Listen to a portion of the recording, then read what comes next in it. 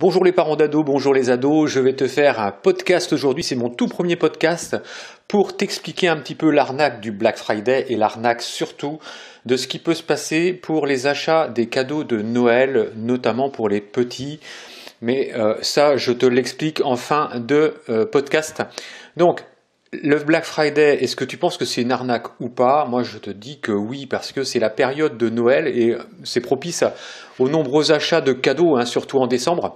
En décembre, c'est l'achat de cadeaux pour tes proches, pour tes enfants, mais aussi pour ton mari, ton compagnon, ta femme.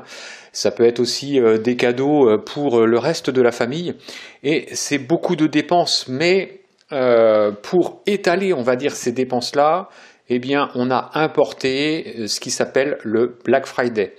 Et tous les marketeurs, on va dire, ce sont des personnes qui analysent un peu le comportement des acheteurs, mettent en place des stratégies de vente et c'est des fois sans scrupule.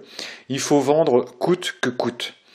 On est dans une société d'hyperconsommation et c'est comme ça que eh bien, les gens, on va dire, achètent tout et n'importe quoi. Donc comme le commerce, on va dire, est au point mort de novembre, en novembre surtout et en janvier, eh bien je vais te dévoiler les astuces déguisées pour que les ventes soient au max, pour faire en sorte de vendre plus. Donc le Black Friday que je vais te parler dans un premier temps et je vais te parler dans un second temps des achats de Noël, comment on va dire repousser les achats de Noël. Je peux vous dire qu'ils sont vraiment habiles, les gens qui on va dire mettent en place toutes ces stratégies. Donc le Black Friday vient des États-Unis. Aux États-Unis, ça ne dure qu'une seule journée. Pourquoi? Parce que c'est pour permettre aux consommateurs de faire des affaires, mais sur un seul jour, c'est des affaires en or, et ça permet de lancer les achats de Noël. Des commerçants, ce jour-là, perdent vraiment de l'argent. C'est pour ça qu'on dit le Black Friday, parce qu'ils passent leur compte au noir, d'où le nom de l'événement. Donc, c'est bizarre parce que chez nous, le Black Friday, eh bien, ça dure 2 semaines. Et là, c'est là que tu commences à te poser des questions. Tu te dis, mais c'est quand même bizarre parce que 2 semaines, ce n'est pas possible. Donc, il y a tout un tas de promotions.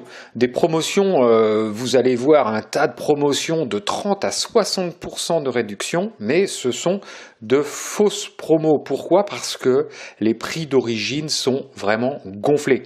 Les consommateurs sautent sur la bonne affaire et c'en est pas une du tout. On a vraiment l'impression que c'est une bonne affaire parce que eh bien, tout le monde se rue, on va dire, dans les magasins pour la bonne affaire. Il y a un ami qui voulait qui voulait changer son lave-vaisselle et il a choisi un Whirlpool où on lui promettait 50% de réduction. Et lorsqu'il est revenu chez lui, il a regardé sur Internet et il s'est aperçu que ce même lave-vaisselle était au même prix de rabais en septembre. Donc là, on peut parler vraiment d'arnaque. Ce qu'il faut, je vais te donner un conseil. Le conseil, c'est avant d'acheter, prends le temps de regarder sur ton mobile. Tu es dans le magasin, on a des mobiles qui sont connectés aujourd'hui et ça c'est vraiment très pratique. Eh bien, va sur ton mobile et tu regardes le prix sans rabais. Et tu verras si tu fais une affaire ou pas. Donc, il faut vraiment faire attention à tous ces achats compulsifs parce que c'est à grands coups de campagne de publicité, on voit de la publicité partout. Alors on en voit en affichage, on en voit à la télévision, on en voit à la radio, mais c'est impressionnant. Et on te dit que les stocks sont limités, alors que bon, c'est faux, ils ont toujours du stock, que la promo ne va pas durer, c'est que quelques jours. Donc ça, ce sont des techniques de marketing pour vendre plus. Donc, que font les gens? Eh bien, quand ils voient ces messages-là, quantité limitée, durée réduite, eh bien, ils vont aller à tout prix dans le magasin et ils vont voir tout un tas de monde comme ça qui va fourmiller et qui vont aller dans les rayons et prendre, regarder, acheter. Et toi-même, tu vas avoir une angoisse à l'idée que le stock, on va dire, va partir vite, et tu achètes sans réfléchir, et tu penses avoir fait la bonne affaire. Et, eh bien, si tu te rends bien compte, eh bien, tu ne l'as pas faite. Donc, il faut vraiment que tu gardes à l'idée qu'on est dans une société de surconsommation.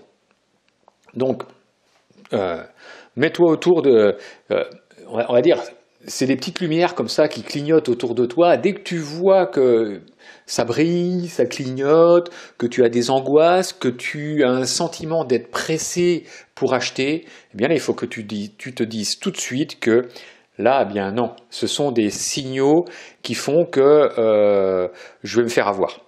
Donc surtout, dès que tu vois tout ça, eh bien, tu fais stop et puis tu te dis je me pose un instant et je réfléchis, je regarde à la rigueur sur mon téléphone portable pour voir si je ne fais pas une mauvaise affaire.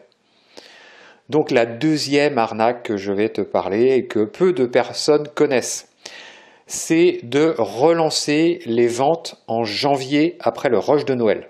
Comment font les sociétés de jouets? Ils ont trouvé un système qui est imparable pour que tu puisses consommer en janvier. C'est-à-dire qu'en novembre et en décembre, il y a une campagne de pub qui est faite autour d'un jouet phare que ton enfant va forcément vouloir parce qu'on le voit partout à la télévision.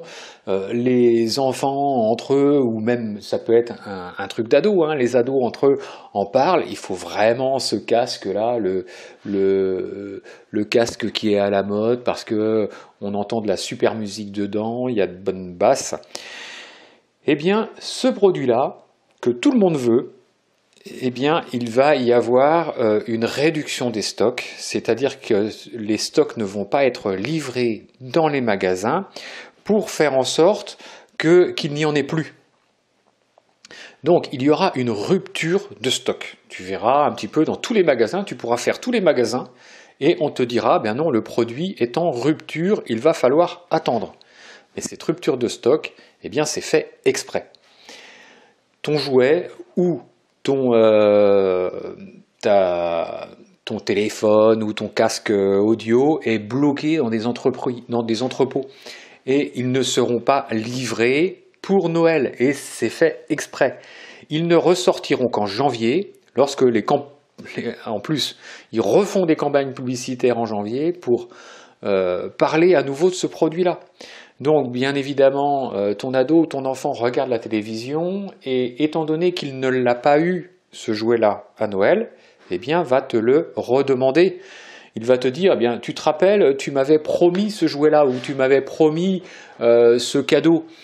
Et donc, toi, quand tu as attendu Noël, enfin, quand tu es arrivé à Noël, tu ne trouvais pas ce que tu voulais lui offrir comme cadeau.